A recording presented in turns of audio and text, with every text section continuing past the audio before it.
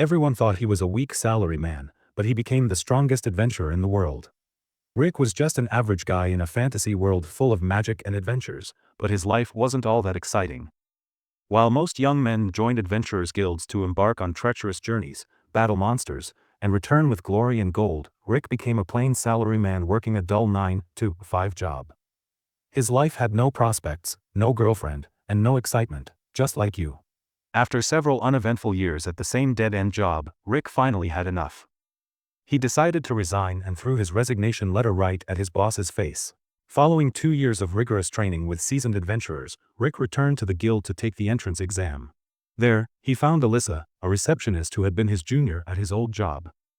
Alyssa was shocked to see him attempting to be an adventurer at the bold age of 30. While Rick and Alyssa chatted, a drunk man staggered to the reception and began hitting on Alyssa. When she refused his advances, he grabbed her arm and demanded she shut up and listen like a good woman. Rick calmly intervened, grabbing the man near the abdomen and telling him to back off. Suddenly, the drunkard collapsed, foaming at the mouth. Everyone was surprised, but Rick casually explained that it was due to the man drinking too much. Rick received his admission card and stepped outside, where a beautiful woman named Rionette was waiting. She asked him if everything went well. Meanwhile, inside the guild, people noticed a hand-shaped imprint in the drunkard's metal armor. Soon, some FBI agents arrived, revealing the drunk man to be a former A-rank adventurer named Doe with a history of assault charges. Alyssa giggled, realizing Rick had been the one to knock him out. Rick proceeded to the exam center, where participants were shocked to learn he was 32 years old. The first test involved touching a magic registration ball to measure magical potential. When Rick touched the ball, it displayed nothing, earning him an F grade. Feeling disheartened, Rick began walking away as others mocked him. Moments later, the ball suddenly cracked, leaving everyone stunned. In the next test, the candidate's attack power was evaluated using a slime bag. Rick recalled a senior adventurer making him punch a golden slime bag repeatedly until his hands bled, insisting he needed to do so 500,000 times to gain basic strength. As participants went one by one to hit the bag, a young prodigy wielding C-class magic stepped forward. With dramatic moves, he released a small fireball that impressed the crowd. This reminded Rick of a senior who once conjured a fireball as large as the sun, nearly incinerating him. Finally, it was Rick's turn. The examiner ridiculed him, suggesting he give up because he was too old to make progress. Undeterred, Rick summoned his strength and punched the bag. To everyone's shock, the bag exploded and was blasted out of the exam hall. Rick assumed it was defective and considered himself lucky. The next test assessed defensive magic. The instructor cast third-class magic at Rick, expecting him to falter. Instead, Rick stood unfazed, smiling. The instructor, impressed, assumed Rick had used second-class defense magic. Rick corrected him, stating he only knew fifth-class magic, the lowest rank. Skeptical, the instructor prepared to use first-class magic, advising Rick to do the same. Rick simply reiterated that he only knew fifth-class magic. The instructor, rattled, unleashed a powerful spell, creating a massive explosion. When the dust settled, Rick was unscathed. The commotion drew the attention of Syl, a high-ranking knight, who entered to investigate. After hearing about Rick's performance, Syl was astonished. Rick completed the written test and stepped outside, relieved to have finished.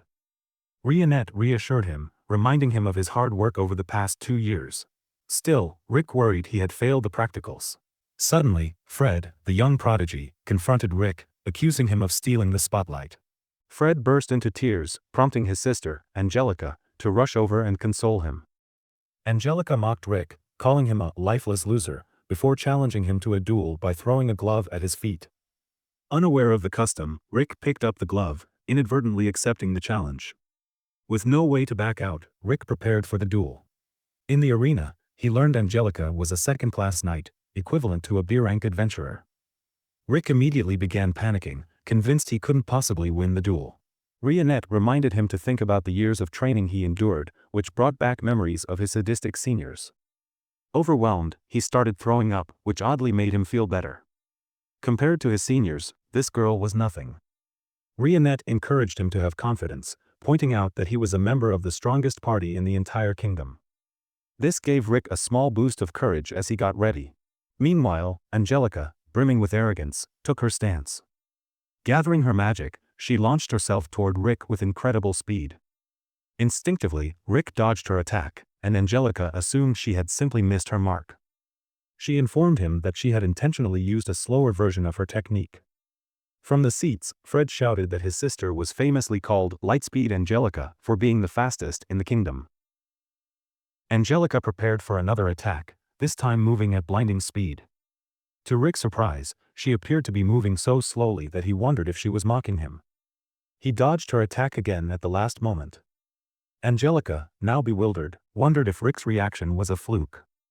Only high-ranking adventurers could typically evade her moves. Determined, she charged at him once more with her lightning-fast technique. To Rick, however, she still seemed painfully slow. He even began to wonder if she had achieved her status as a knight through nepotism or if he had unknowingly grown incredibly strong.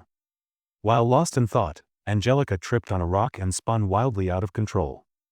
Rick panicked, running to avoid her flailing sword, which eventually lodged itself in a wall. Rick, now terrified, thought her clumsy move must have been an advanced technique he didn't understand. Feeling foolish for believing he was strong, he resolved to focus. Angelica recovered and activated her fastest blink step, moving 3 times faster than before. Yet, to Rick, her speed was still unimpressive. He dodged effortlessly. Angelica tried again but tripped, this time approaching from a low angle. Rick attempted to intercept her with a punch, but she slipped through. His punch created a massive crater, terrifying Angelica. Shaken, Rick approached her and said she was incredibly strong, so he would give it his all. But Angelica, now thoroughly frightened, surrendered immediately and ran off. Confused by her reaction, Rick turned to Rionette, who informed him that the exam results were about to be announced. She also mentioned that his seniors were coming, which terrified Rick. He dreaded their reaction if he failed. The next morning, all participants gathered in the main exam hall, each holding their admission cards. An attendant explained that judges would send mana into their cards. A red glow signified failure, meaning they could try again next year. A blue glow indicated success. Rick was paralyzed with fear, glancing at Rionette for reassurance. She calmly told him not to worry, reminding him of his hard work over the past 2 years. She added that she believed his efforts would be enough to pass. Her words comforted Rick slightly, though he couldn't help but notice how beautiful she looked. Simultaneously, he realized he must be much older than she was. Rionette turned to him and reassured him further, saying that even if he failed, he could always try again next year. However, their training intensity would need to triple. This shocked Rick, who barely survived the normal training regimen. Before he could protest, his card began flashing red and blue repeatedly, building suspense. Finally, it turned blue, confirming he had passed. Rick exited the hall alongside Rionette, smiling with relief. Suddenly, a strong scent assaulted his senses, prompting him to cover his nose. The source of the scent was a flamboyant man who approached Rionette and took her arm. He introduced himself as Raster, the Duke of the Northern Kingdom. Ignoring Rick entirely, Raster began flirting with Rionette, calling her so beautiful that he would gladly make her his second wife. Rick, once again stepping in, soured Raster's mood. The Duke glared at Rick, asking what an ugly old man wanted. Rick declared that Rionette was his girlfriend and wouldn't tolerate anyone hitting on her. Raster laughed mockingly, doubting that a middle-aged man like Rick could win over someone as stunning as Rionette. Spotting Rick's adventurer exam card, Raster smirked, sneering that he couldn't believe someone Rick's age was an F-rank adventurer. Rick retorted that Raster didn't seem particularly strong either. Amused, Raster dismissed Rick as a third-rate person for not recognizing his greatness, boasting that he had achieved E rank at age 14 and was now an A-rank adventurer. He then revealed that he was the examiner for the second stage of the exam. Turning back to Rionette, Raster invited her to dinner, but Rionette clung to Rick, declaring that Raster's overpowering perfume wasn't to her taste. Angered, Raster vowed to teach Rick a lesson when the time came, storming off with a dark expression. The next morning, Rick arrived at the examination center and learned that the second stage would involve mock battles. This immediately terrified him. Rionette advised him to hold back, but Rick insisted he needed to go all out against such strong participants, especially if Raster was his examiner. Suddenly, a man called out to Rick, introducing himself as Lynx, the examiner for the day. Rick felt slightly relieved as Lynx commented on how inspiring it was to see someone Rick's age striving to become an adventurer. Lynx shared that he had also started late, pursuing adventuring at age 25, and had been hustling ever since. Though his goal was to reach A rank, he admitted that achieving B rank had taken him 20 years, and he wasn't sure if A rank was even possible for him. Rick encouraged him, and they shook hands before Lynx wished Rick good luck and left. While waiting, Rick seemed in a good mood until someone entered the room, announcing that Lynx had suddenly fallen ill. To Rick's horror, Raster would be replacing him.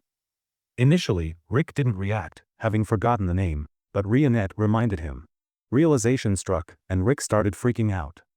Rionette explained that Raster was the Duke of the Northern Kingdom and likely related to Angelica and Fred, both of whom Rick had humiliated. Other participants seemed worried too, noting Raster's reputation as a ruthless examiner who delighted in torturing participants. Nicknamed the F-rank Crusher, Raster focused particularly on anyone who caught his attention. Rick, pacing in terror, realized he had attracted Raster's attention more than anyone else. Out on the field, Raster decimated a participant with his spells, calling him a low-ranking peasant, before calling in the next. Rick, fully panicked, considered running home but quickly dismissed the idea. Escaping would mean facing his seniors, who would triple his training, a death sentence in itself. Rick felt stuck between two equally dreadful fates. Rionette, sitting on the floor, pointed out that if Rick could lose confidence due to people's words, he could regain it through the truth. She reminded him of the immense training he had undergone, assuring him that he had nothing to lose and everything to gain. Her words helped Rick regain composure, and he thanked her. Suddenly, a hooded figure approached Rick, offering to reveal his future. Being gullible, Rick accepted, especially since the person claimed it was free. The stranger placed a crystal ball on the table and asked Rick to sit, but Rionette noticed a spell on the chair. Before she could intervene, Rick disappeared, angering her. With a single aerial slash, she destroyed the crystal ball on the wall behind the figure, who turned out to be Fred. Rionette demanded to know where Rick had been sent. When Fred refused, she used her finger to slice off his eyelashes, warning that his eyes would be next. Shaken, Fred confessed that teleportation magic was complex and even he could only manage a 100-meter radius. Rick, meanwhile, had been teleported to a beach behind the exam center. Before Rick could process what had happened, he was surrounded by figures dressed in black. The old butler introduced them as the elite guards of the Northern Kingdom, sent to ensure Rick's temporary disappearance. The butler claimed all of them were B and A rank adventurers, leaving Rick with no chance. Suddenly, Rick's seniors appeared atop a cliff, asking what he was doing there. Terrified, Rick shouted for them to leave, warning that the guards were too strong. But one bald senior attacked a tall orc guard, whose skin didn't budge. The orc broke the bald senior's blade effortlessly and, grabbing his fist, snapped it without hesitation. However, the orc then healed the injury, advising the bald senior to train harder. The blonde American senior assured Rick not to worry, claiming he would handle it peacefully like a Texan. Immediately pulling out an AR-15 rifle, he fired magical bullets, taking down several guards while Rick looked on in horror. One of the guards grabbed the demon girl Alice, holding her at knife point. He demanded the seniors surrender their weapons. Rick, horrified, pleaded for Alice's safety. Alice, however, thought the guards were playing a game. When one smacked her head, she became furious and blasted them away effortlessly. The butler, now shaken, realized who these people were. He identified Alice as a vampire mage and the strongest mage on Earth. The blonde senior, L, had backing from the American government, while the orc was one of the planet's strongest adventurers.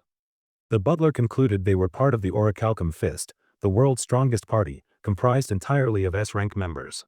Soon, Alice finished dealing with the guards, blasting them apart while Rick hurried back to the exam hall. There, he found Rionette throwing Fred into a wall. Before they could speak further, the door opened, and Lynx staggered in, looking utterly battered.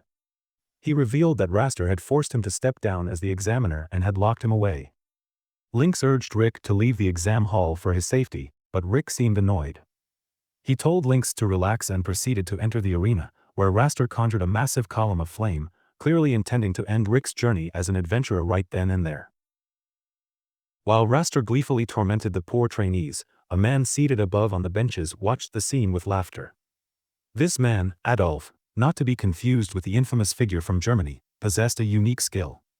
He could observe core stats to gauge an individual's abilities, focusing on physical strength, magical power, speed, and dexterity.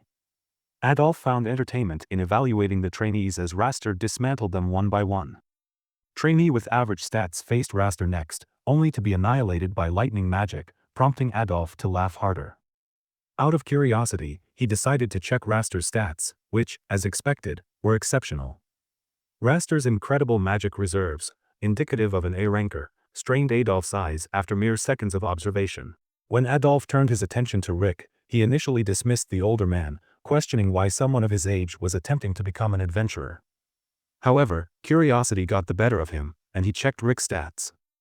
To Adolf's horror, Rick's stats, except for his magical reserves, were maxed out, surpassing even Raster's. Observing Rick's stats for only a moment caused Adolf immense pain, sending him rolling on the floor. Meanwhile, Rionette spotted Alice joining the audience to watch Rick's final exam and invited her to sit with the rest of the party. Though initially wary of the orc and vampire seated nearby, Alice joined them after Rionette assured her it was fine. The orc asked Rionette what she thought of Rick, and without hesitation, Rionette stated that Rick would easily pass. Alice, unfamiliar with Rick's strength, expressed doubt, noting that Raster's superior magic could overwhelm weak trainees. However, the orc, learning that Raster was an A-ranking adventurer, dismissed any concern, confidently claiming that Raster was no match for Rick. On the battlefield, Raster acknowledged Rick's escape from his guards but warned him not to overestimate himself. The guards, Raster claimed, were mere commoners, while he was a prodigious A-ranker and a Duke of the Northern Kingdom. Rick, unimpressed, asked why Raster had chosen to become an adventurer. Raster smugly replied that his genius motivated him to add an A-rank adventurer title to his resume, which would bring further prestige to his noble family. However, he admitted he had no respect for adventurers, viewing them as peasants. The battle began with Raster launching an ice blast, deliberately missing Rick to scare him. Rick stood still, calming himself by recalling Rionette's advice to remain composed and observe his opponent. Believing Rick was frozen with fear, Raster decided to end the match quickly. He unleashed a powerful flame attack, expecting it to incinerate Rick. To everyone's shock, Rick emerged unscathed. Alice was astonished, but the orc explained that Rick's training had focused on physical toughness since magical potential peaked by age 20. Starting his training at 30, Rick's mana reserves were limited.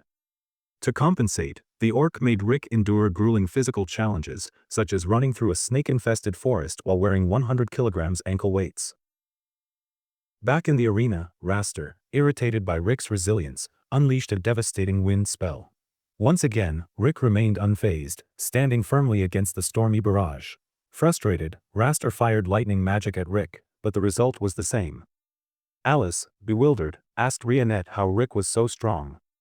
Rionette revealed that Rick's strength rivaled that of an S-ranked adventurer, though he remained oblivious to his own abilities. The orc had deceived Rick during training, claiming even F-rank adventurers outperformed him while Rick shattered boulders effortlessly.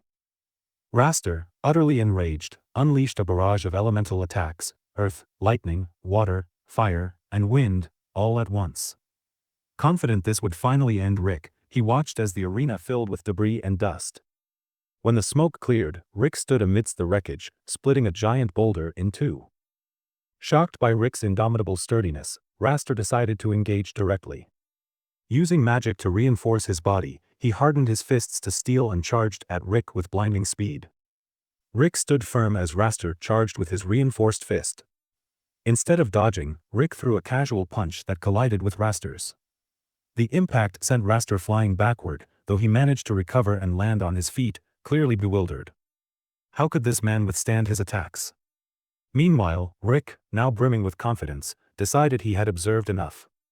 He concluded that Raster's immense mana reserves had made him complacent, his moves unrefined and inefficient due to a life of ease and entitlement. Realizing this, Rick couldn't help but smirk, confident there was no way he could lose to someone so spoiled.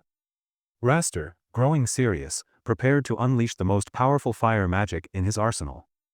Yet even at full strength, Raster's fire blast was effortlessly stopped by Rick, who raised his hand to block it. Raster, desperate, attempted a sneak attack, but Rick was far from fooled. With a well-timed counterpunch, Rick sent Raster stumbling. Thankfully, Raster had used steel reinforcement magic on his body, sparing him from being pulverized.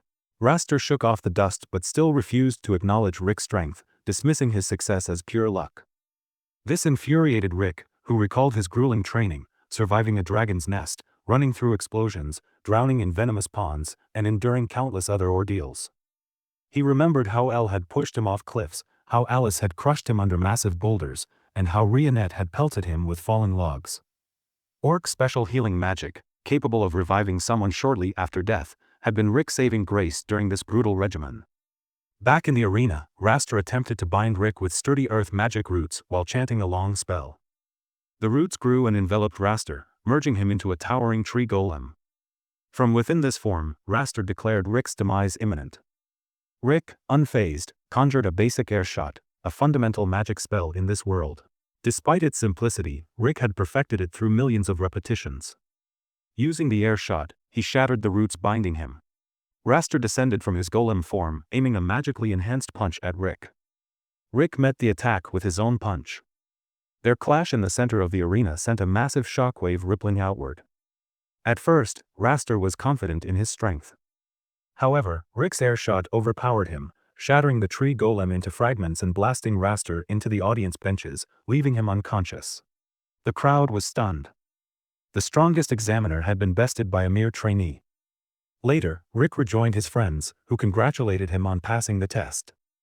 Before they could head for lunch, Raster appeared alongside his siblings.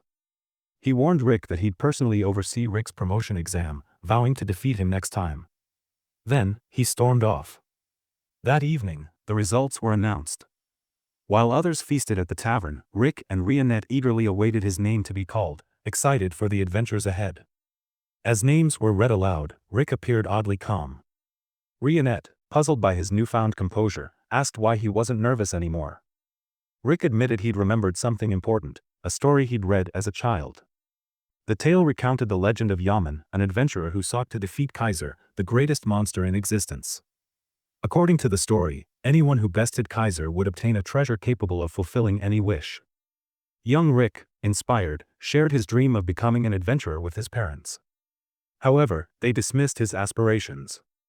His father called the book's tales mere fairy tales, insisting no ultimate monster or treasure existed, while his mother feared for his safety and urged him to find a stable, risk-free job. Disheartened, Rick felt his dreams slipping away. One day, a doctor informed him that he possessed a unique trait, though there was no telling when, or if, it would activate. This revelation reignited Rick's determination. He imagined the moment his inherent skill manifested and how he'd finally prove himself to his parents. At school, Rick boasted about his hidden skill to friends, who eagerly awaited its activation. Days turned into years, and nothing happened. By the time Rick reached his teenage years, his skill still hadn't surfaced, plunging him into depression. His friends tried to console him, pointing out that many adventurers succeeded without inherent skills. But Rick wasn't motivated by money, it was the dream that mattered. Eventually, Rick gave in to his parents' wishes, taking a job as a guild receptionist. His parents were thrilled with his normal career, while Rick resigned himself to a life of monotony. Stuck behind a desk, processing documents and assisting adventurers, he continued to secretly hope his skill would one day manifest. But as time passed, his dream felt increasingly distant, and his enthusiasm for life faded away. Spark of light entered Rick's life when Alyssa, a pretty new junior, joined the guild. While Rick remained single, his friends started settling down and having children. One day, feeling the weight of unfulfilled dreams, he finally closed his favorite book, the one that had always fueled his dream of becoming the greatest adventurer. He placed it on a shelf, never to open it again. One afternoon, Rick helped Alyssa with some of her work and offered her advice as her senior. He suggested she prepare for the upcoming monster hunting season by posting emergency quests. Just as she left, Rick's friend Zaid, an adventurer, approached with a big smile on his face, proudly showing off his new B-rank medal. Zaid was excited about his promotion, and despite Rick's growing jealousy, he congratulated him. That night, after drinking too much, Rick lay on the cool grass, reflecting on his life. For over a decade, he had been stuck behind a desk, performing the same mundane tasks, while others, like Zaid, had advanced in their careers. Rick gazed at the sky, wondering what his life might have been like if he had pursued his dream of adventuring. He tried to push the thought away, telling himself that although he hadn't achieved his dream, he had a stable life with no major complaints. Suddenly, Rick heard screaming and rushed toward the noise. He thought it would be a simple monster attack, but to his surprise, he encountered a giant troll, an enemy much stronger than what he expected. In a panic, Rick froze. Just then, a white-haired woman appeared and walked past him. Without a word, she calmly stepped in front of him and defeated the troll with ease, slicing it into pieces. The woman turned to Rick and acknowledged that she appreciated his attempt to help but made it clear that she didn't need protection because she was an adventurer. This was Rick's first encounter with Rionette. After thanking her for saving him, Rick walked her home.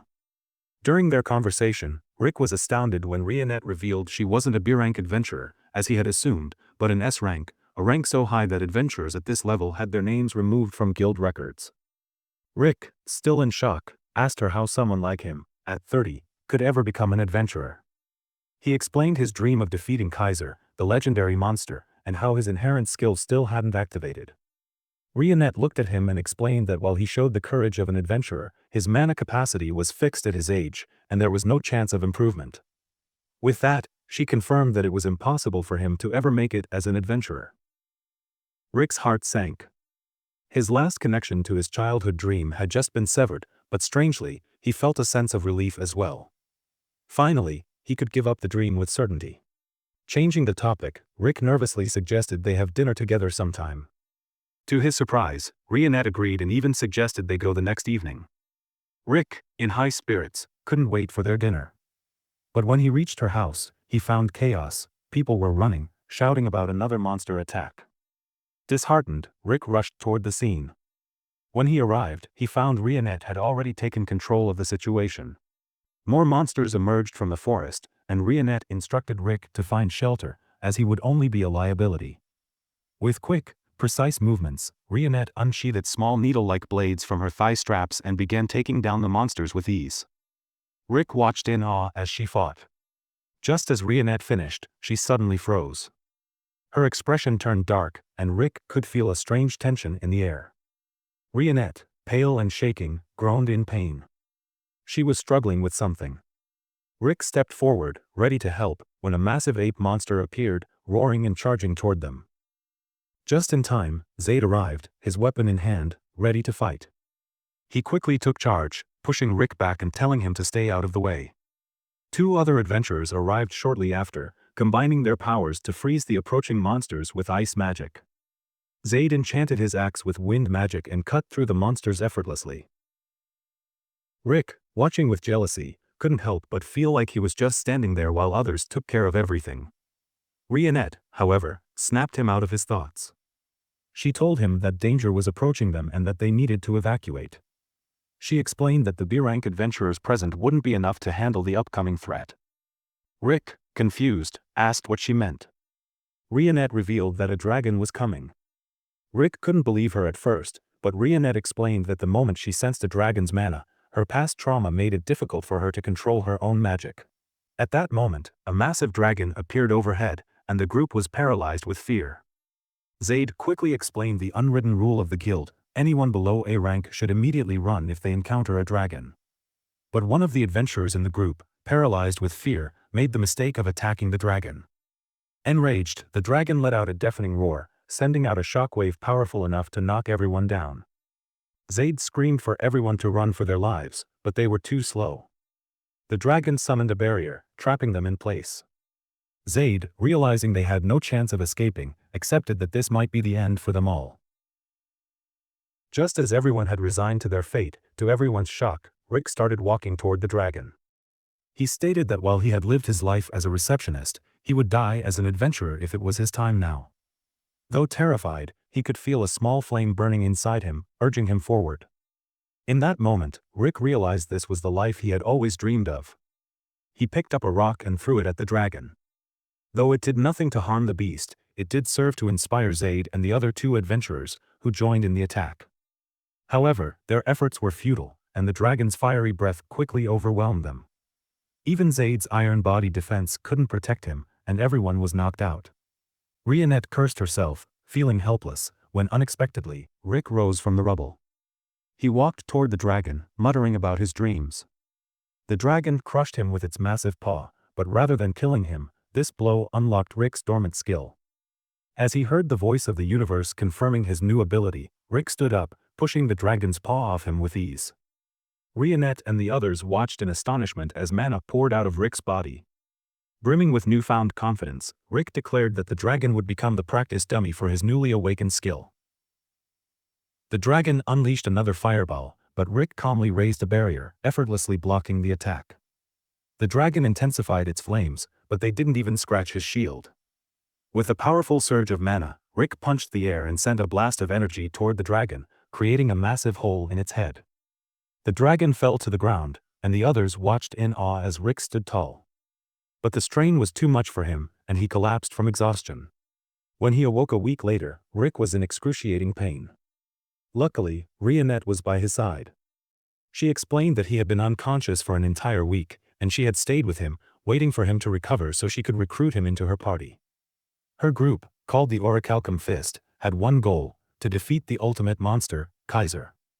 Rionette believed that because of Rick's perseverance, he could continue to grow stronger and fight alongside them. For the first time, someone had told Rick he could still become an adventurer, and his heart swelled with emotion. He had always dreamt of this moment, but it wasn't until now that he realized he could truly pursue it. Tears filled his eyes as he realized his dream was still alive. His flashback ended with the loudspeaker calling his name, announcing that he had passed the exam. As he walked out, Rionette congratulated him, but Rick couldn't take his eyes off the E-rank adventurer medal in his hand. He had achieved the first step of his childhood dream: he was finally an adventurer. The story will be continued in future videos. Thanks for watching. See you in the next one.